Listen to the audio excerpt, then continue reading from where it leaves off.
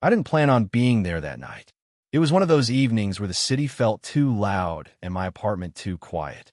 I'd been staring at the same half-finished email for an hour, pretending work mattered more than the silence. It didn't. Nothing did, not really. So I left. The bar wasn't my usual spot. It was tucked between a pharmacy and a closed bookstore, the kind of place people only found by accident. Dim yellow lights, old music playing softly, conversations blending into a low hum. I sat at the far end, ordered something I didn't care about, and checked my phone out of habit. No messages. That's when I noticed her. She wasn't part of the crowd. You could tell immediately.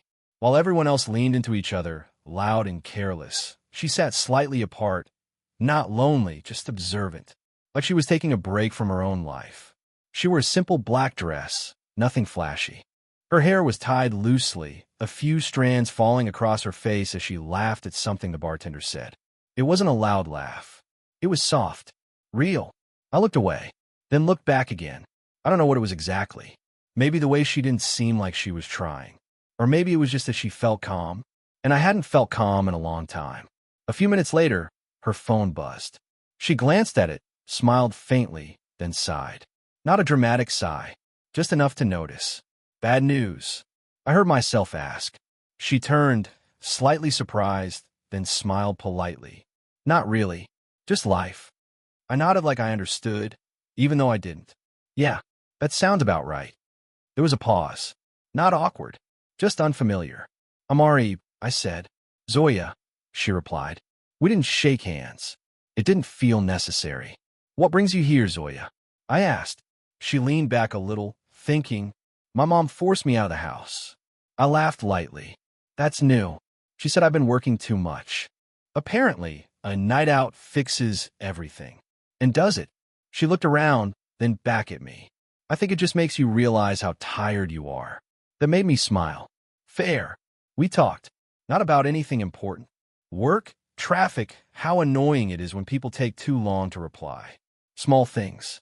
Easy things. But somewhere in between, I noticed something shift. I wasn't checking my phone anymore. And she wasn't looking at the door like she wanted to leave. At some point, the bartender dimmed the lights even more. The music slowed. People started leaving. Do you always talk to strangers? She asked. Only when they look like they don't belong here, I said. She raised an eyebrow. And I don't. No, I said honestly. You look like you're just passing through. She held my gaze for a second, longer than expected. Maybe I am. There was something in that moment. Not big, not obvious, but enough. Enough to make me curious. Enough to make me stay. It started casually. Coffee after work. Random messages during the day. Did you eat? You won't believe what happened today. Little things that slowly filled the empty spaces.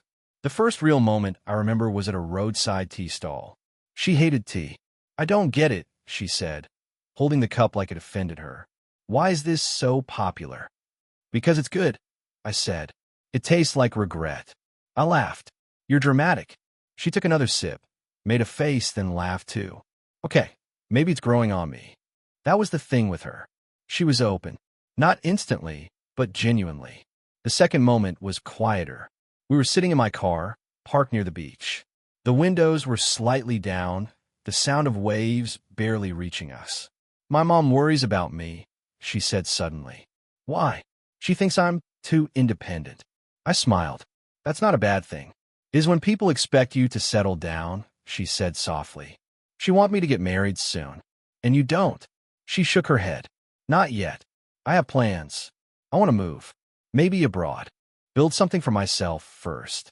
I nodded, even though something inside me shifted slightly. What about you? She asked. I think I'm the opposite, I said.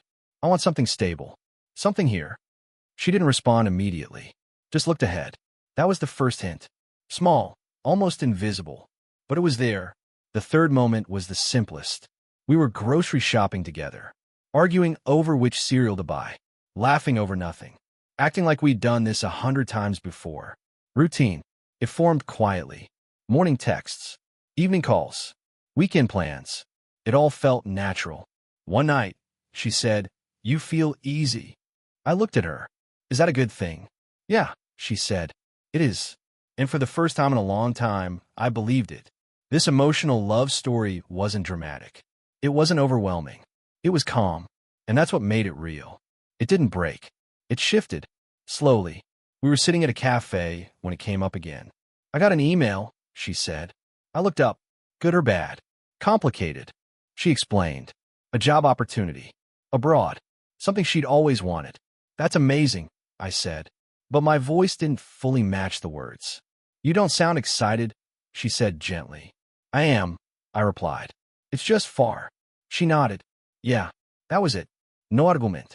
No tensión. Just something unspoken. After that, things felt slightly different. Not worse. Just heavier. I started overthinking. Every pause in conversation. Every delayed reply. Every I'm tired message. She didn't change much. But I did. I started noticing the future more than the present. And the future didn't look the same for both of us. The offer became real. Dates. Contracts. Deadlines. We were sitting in my car again, same spot by the beach. So, it's happening, I said. She nodded. When? 2 months. Silence. Not uncomfortable. Just full. You should go, I said. She looked at me. You mean that? I hesitated for half a second. Yeah. She studied my face like she was trying to read something I wasn't saying. I wish things were different, she said quietly. Me too. That was the moment. No tears. No drama. Just a quiet understanding that something was changing. It showed in small ways. Shorter texts. Busy today. Talk later. Miss you. Calls became less frequent. Not because we didn't care, but because we didn't know what to say anymore. We tried to act normal. Went out once, laughed, talked about random things. For a moment, it felt like before. But it wasn't. When she dropped me off, we both stayed in the car a little longer than necessary. Drive safe, I said. You too, she replied. Neither of us moved. Then she smiled, softly. Good night. Good night. I went inside, sat on my bed, typed a message. I don't think I'm ready to lose you. I stared at it, then deleted it. It happened on my balcony. Simple setting. Familiar place. She stood near the railing. I leaned against the door. You're leaving next week, I said. Yeah. A pause. I've been thinking, she added. Me too. We both smiled faintly. Not happy. Just understanding. This isn't working anymore, is it? She said. I looked down, then back at her. No, I don't think it is. No anger. No blame. Just honesty. You deserve to go after what you want, I said. And you deserve someone who's here, she replied. We stood there, letting the words settle. I really thought, she started, then stopped. Me too, I said. Another pause. I'm going to miss you, she whispered. I already do. That was it. No dramati gudvie. Just two people letting go with love. As she walked away, she turned once. I'm glad it was you. I nodded. Me too. And then she was gone. Time didn't stop. It never does. The first few weeks were the hardest. Everything reminded me of her. The tea stall, the beach, even grocery stores. But slowly things changed. Not completely, but enough. I stopped checking my phone every few minutes. Started focusing on things I'd ignored. Work, friends, myself. I learned something important through that romantic breakup story. Love isn't always enough. Sometimes relationship timing matters more. We weren't wrong. We just weren't aligned. That's what made it a mature breakup. No regrets. Just lessons. Months later, I found myself back at that same bar. Same seat. Same dim lights. But I wasn't the same person. I wasn't lonely anymore. Just quiet. And okay with it. I thought about her for a moment. Hoped she was happy. Then I smiled, finished my drink, and stood up. Some stories don't end with forever. Some just teach you how to grow. And sometimes, the right person comes at the wrong time, so you can become the right version of yourself later.